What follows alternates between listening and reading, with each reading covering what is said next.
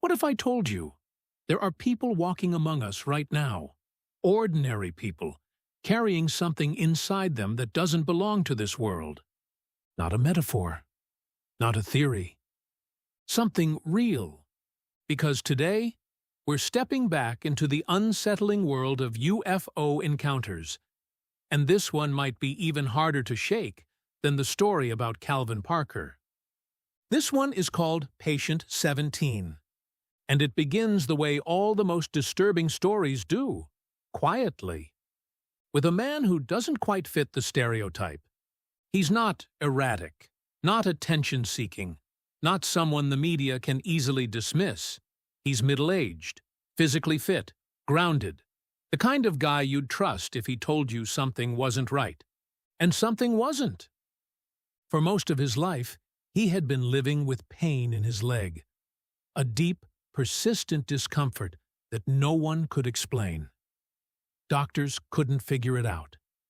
Tests didn't make sense. But there was something there, something physical, something real. So the journey begins. Not just a medical investigation, but something much deeper. Because, as the camera follows him, you start to realize this isn't just about removing an object. It's about uncovering a truth he may not be ready to face.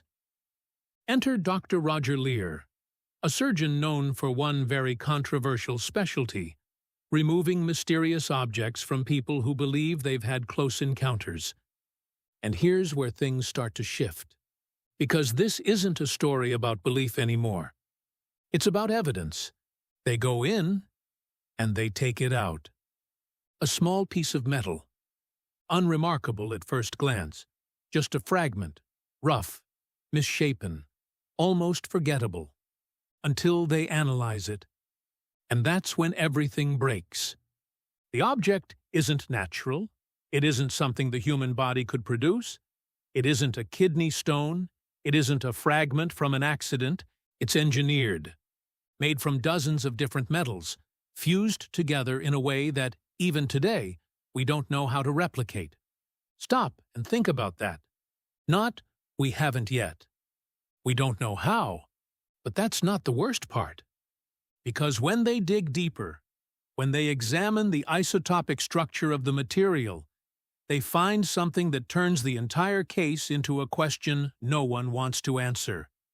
Some of the elements aren't from Earth. Not just rare. Not just unusual. Not from this planet. Not even from our solar system. Possibly. Not even from our galaxy. So now you're left with a man who has carried this thing inside his body since childhood. A piece of metal that had to travel unimaginable distances, across space so vast it takes light millions of years to cross. And somehow, it ended up inside him. How? That's the question that begins to unravel him.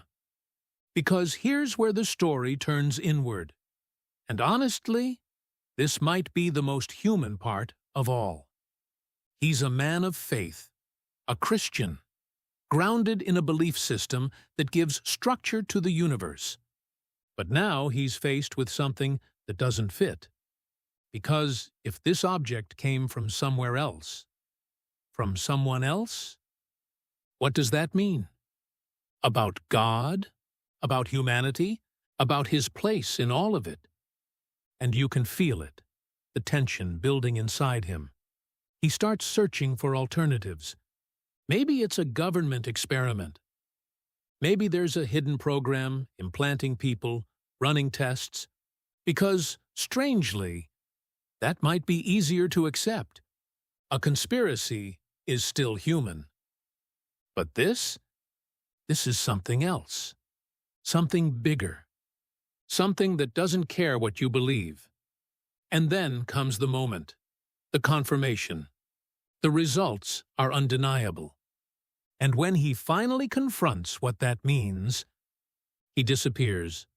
No interviews. No follow-ups. No public presence. Gone. A man who once let cameras document his journey suddenly wants nothing to do with the world.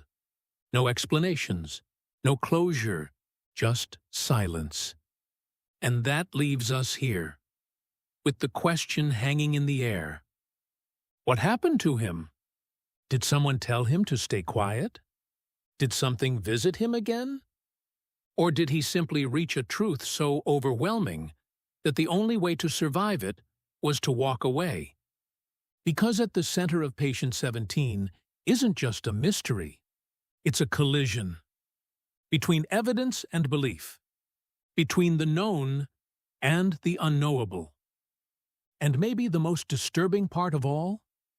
He never claimed to be abducted, but something put that object inside him. So what do you call that?